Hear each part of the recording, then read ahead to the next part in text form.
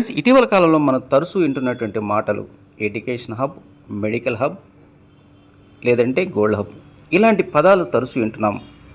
కానీ వాటన్నిటికంటే దేశంలోనే వేగంగా అభివృద్ధి చెందుతున్న రంగాల్లో ఫుడ్ హబ్ అనేది ఒకటి ఉంది. అవును, ఇది ప్రస్తుత పరిస్థితిలో ఆర్థిక వ్యవస్థలో ఒక ముఖ్యమైనటువంటి భాగంగా మారింది. ఇక మంగళగిరి అంటేనే మనందరికీ గుర్తొచ్చేది పవిత్రమైన పుణ్యక్షేత్రం. అలాంటి పవిత్రమైన పుణ్యక్షేత్రంలో నేడు మంగళగిరి అనేటువంటిది ఫుడ్ హబ్గా మారిందంటే మీరు నమ్ముతారా?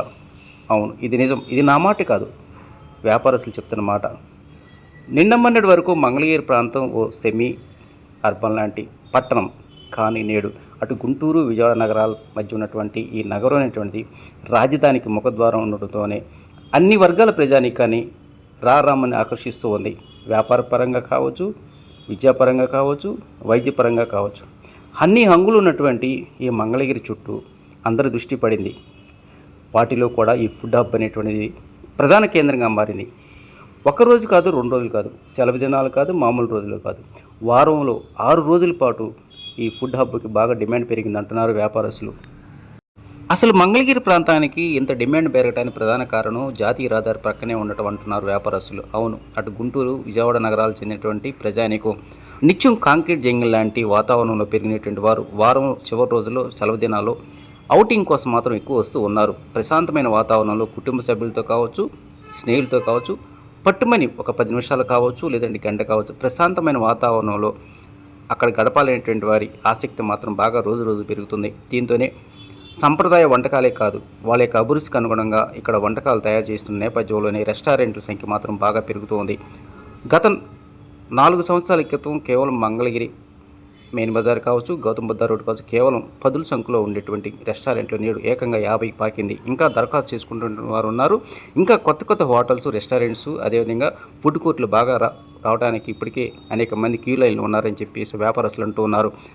వాస్తవానికి ఇలాంటి రెస్టారెంట్లు ప్రజలకు అనుకూలమైనటువంటి వాతావరణంలో రుచికరమైనటువంటి వంటకాలు అందించడంలో మాత్రం ఇలా ముందుకు రావడం సౌపరిమానం అంటున్నారు ప్రజానీకం. ఇదే సమయంలో పేద మధ్యతర ప్రజానీకానికి అటు గుంటూరు, విజయవాడ నగరాలకు వెళ్లకుండానే అందుబాటు రేట్లలో కనుక ఈ హోటల్ రంగం ఉంటే రానున్న కాలంలో మంచి భవిష్యత్తు ఉండే అవకాశాలు ఎక్కువగా ఉన్నాయంటున్నారు.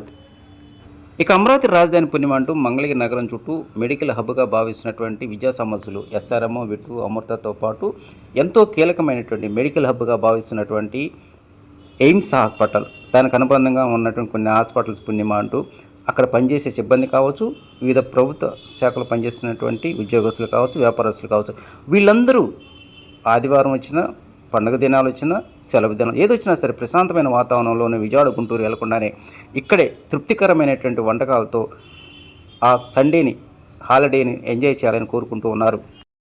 ఒక మాటలో చెప్పాలంటే మంగళగిరి ప్రాంతానికి చెందినటువంటి ప్రజానికం ఇప్పటికీ హోల్సేల్ కావచ్చు, రిటైల్ కావచ్చు, ఏదైనా ఒక పెద్ద ఐటెం కొనుగోలు చేయాలంటే అటు విజయవాడ కానీ, గుంటూరు కానీ పరుగులు తీస్తూ ఉంటారు. కానీ ఈ ఫుడ్ ఐటెం విషయంలో మాత్రం విజయవాడ, గుంటూరు నగరాలు చెందినటువంటి ప్రజానీకం విజయవాడ, గుంటూరు ఎన్ని హోటల్స్ ఉన్నప్పటికీ మంగళగిరి ప్రాంతంలో ఉన్నటువంటి రెస్టారెంట్లోనే గడపాలనేటువంటి ఆసక్తి చూపించడం మాత్రం నిజంగా ఓ ఆసక్తికరమైన అంశం అంటున్నారు ఈ ప్రాంత వ్యాపారస్తులు. మంగళగిరి అసలు ఫస్ట్ ఒక ఫుడ్ హబ్గా తయారైంది సార్.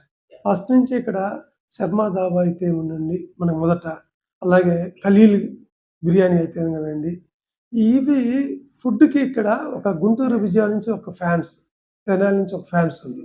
దాన్ని బేస్ చేసుకుని 1/1 ఇక్కడికి ఫుడ్ హబ్ అనేది క్రియేట్ అయింది. దాంతోపాటు మేము ఎంటర్ కావటం, ఒక సక్సెస్ఫుల్ హోటల్ అయిన తర్వాత దాని చుట్టూ 4 హోటల్స్ రావటం, వాళ్ళని చూసి 4 హోటల్స్ రావటం, ఇలాగా మంగళగిరి ఒక ఫుడ్ హబ్గా తయారైంది.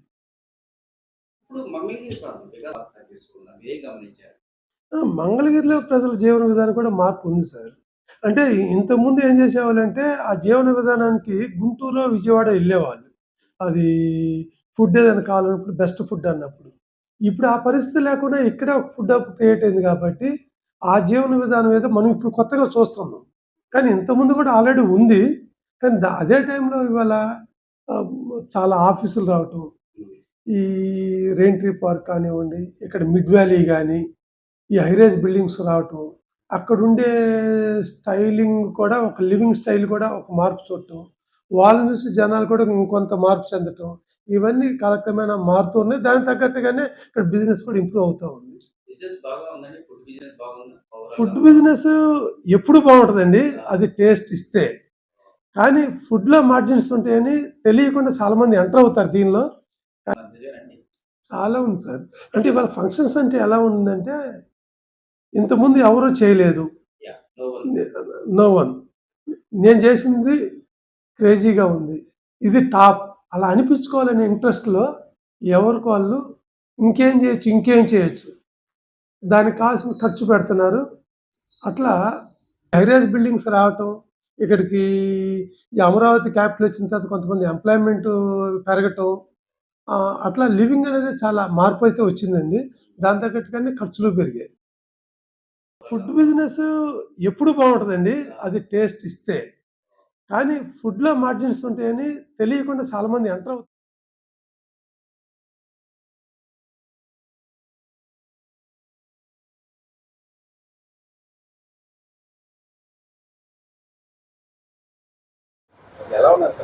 ఫుడ్ హబ్గా మారింది అన్నమాట వాస్తవమే సార్.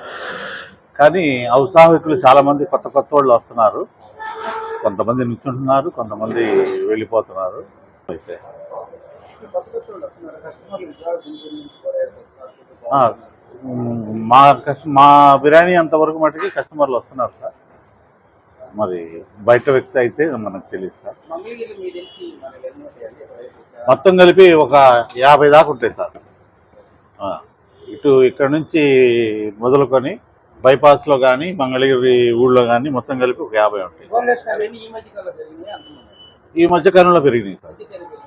అది రాజధాని మళ్ళీ ఊపందుకుండిద్ది అనే ఉద్దేశంతో